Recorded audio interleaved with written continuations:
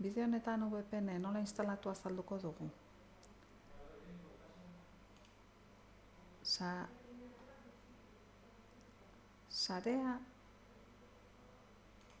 Sarean dokumentu bat daukagu guzti hori azalduz, eta guk pauso horiek jarraituko ditugu.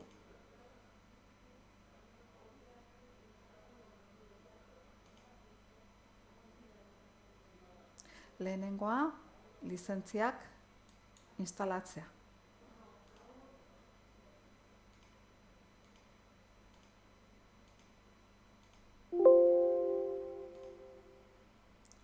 Ondoren, FortiClient instalatuko dugu.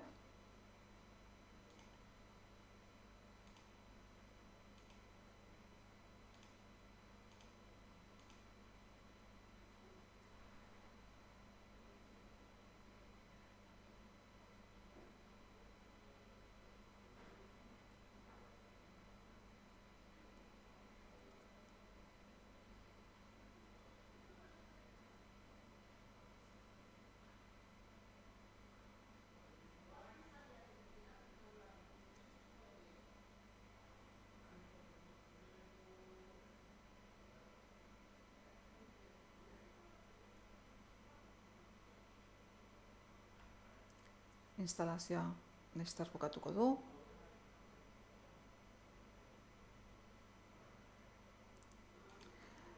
Eta orain konfiguraketa geratzen zaigu. Horretarako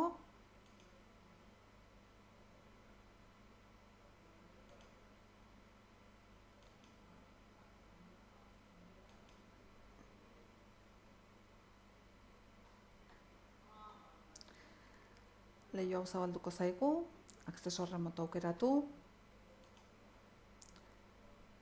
Hemen softwarea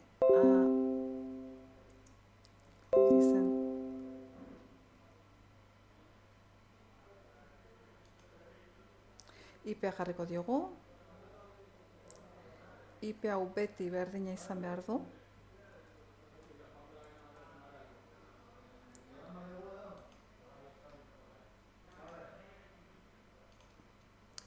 Eta guzti hau horrela daukagula, gorde. Hemen erabiltzailea lizentziak izango dugu eta pasaitza sarean daukagu jarrita.